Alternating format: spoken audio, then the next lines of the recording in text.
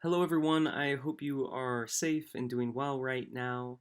As I mentioned in my email, while we're moving forward with this class, though we don't know what exactly the next week after this one will look like, we'll be doing this week online. I want you to know if you have any trouble with anything, just feel free to contact me and we will work something out. So, right now, what you have is the final reading to do on The Things They Carried by Tim O'Brien. We had a group sort of present on that last week sometime. I guess that was last Tuesday. So today what I'm going to do is just spend a little bit of time talking about postmodern literature. Postmodernism is a really complicated concept, so I'm going to be giving a very, very simplified version, but hopefully it'll give you some understanding of kind of postmodernity and postmodern literature and help you make sense a little bit of how Tim O'Brien's The Things They Carried fits into this. So I'll talk a little bit about that. Um, After that, I will be showing you, or I'll provide you a link to an interview with Tim O'Brien, just to give you more of a sense of who he is in the story. Watch this video, get an idea of postmodernism, watch the video on Tim O'Brien, and be sure to do the final reading response for The Things They Carried. I'll make another one of these videos for you on Thursday to kind of talk about the ending of The Things They Carried. Again, if you have any questions or concerns, let me know. All right, so postmodernism, what is it? And again, please remember this is a very simplified version. We have moved through Romanticism, Naturalism, Modernism, and now postmodernism. One of the things we talked about with modernism is that it was an outgrowth of sort of the rapid growth in technology during the early 1900s, and especially the chaos of World War I. So, for example, Kafka's The Metamorphosis, right, is sort of this absurdist story about this character trying to find meaning but turning into a bug. Then we also, with Heart of Darkness, looked at essentially Joseph Conrad's Heart of Darkness about this character who is trying to make meaning of sort of of colonialism and what's happening in Belgium Congo, but there's chaos in it. So in modernism, they're disrupting sort of these notions of nation, of the ways in which religion can provide meaning, but there's still kind of a sense that characters are trying to find meaning or that meaning can be made. Postmodernism tends to even play with, it takes it to an even further extreme of mocking even the idea that meaning can be found in anything. World War II was very influential on it, especially the aftermath of the Holocaust and the atomic bombs that were dropped on Japan. So this period began after World War II, and in a lot of ways, again, the delineations right are completely clear, overlaps in time with modernism.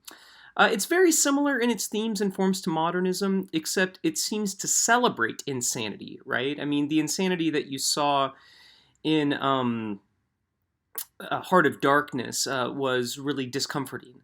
So it celebrates insanity or the idea that there are no universal truths, even more than modernism. So you can almost think of it as like I don't know, modernism taken to an even further extreme. One of the main ideas in postmodernism is the death of the subject, the idea that when I say I, there really is no I, only a bunch of societal brainwashing of images and words that I group together under the heading of I. So there's also a lot that modernist and postmodernist writing share in common. Fragmentation in plot, characters, themes, images, and overall storyline. You can definitely see this, right, in Tim O'Brien's The Things They Carried, that these stories jump back and forth between time and space. And you can kind of collectively, when you read the whole thing, get a sense of the story, but it really is scattered. There's also a term for this called pastiche, which is essentially almost like uh, having different pieces or a collage of information. Loss is a huge theme in modernist works and postmodernist works. Definitely can see this in the things they carried, right? In the sense of there's loss of meaning and no real objective. Destruction of the family unit can be there as well. Characters may be given little or no physical description, and one or more characters is usually an outcast. And actually, in Tim O'Brien's The Things They Carry, the characters are given a decent sense of description, but they're kind of known more as characters, and it's almost more important than their names.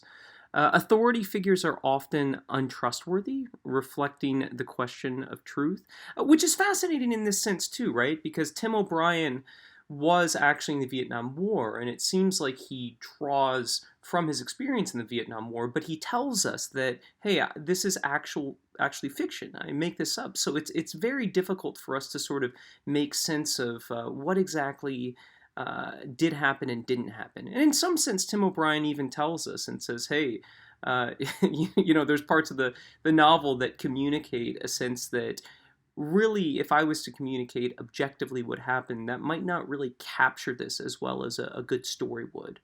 Movement away from religion and the reversal of traditional roles. Now, we're still technically in a postmodern age, but some historical events that people point to that sort of look at the way in which truth was even more fragmented and difficult for people to find was World War II ended in 1945. The Cold War with the US and Russia begins in 1949, and then the Berlin Wall goes down in 1991, I believe. 1950s society splits between conservative family-oriented values versus those of the left out of the American dream, as seen in the Civil Rights Movement, Beat Poets Union, etc. Also a rise in technology. A computer introduced in the 1960s, now a part of daily life.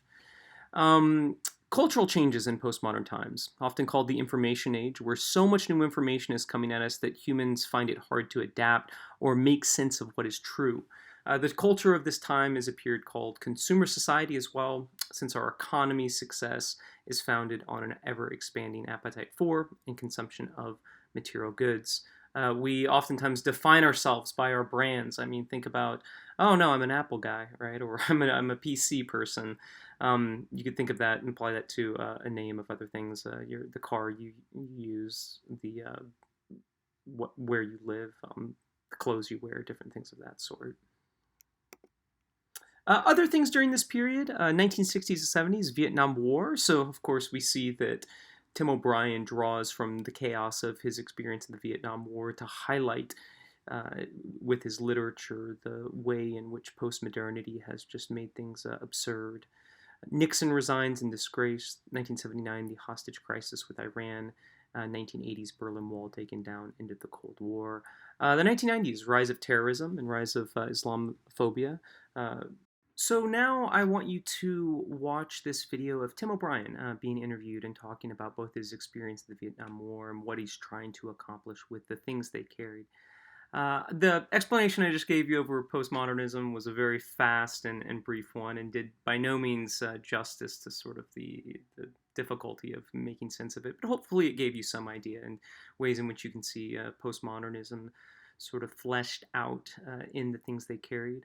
What I want you to do is just watch this video, and if you were in class, I'd have you do a free write, but I won't have you do that. Instead, I'd just like you to watch it, pay attention to it, and I'm curious the extent to which, how you envision Tim O'Brien when you were reading this book, ways that he is similar or different. So right now, if you could, just go to the link I sent you and watch the video. So I hope you enjoyed that video. If you're just still watching and you didn't go back and watch the video, watch it. Come on, do it. Go back and watch it. Seriously, go back and watch it. Stop it now and watch it. Okay, I'm moving forward now. I hope you watched it.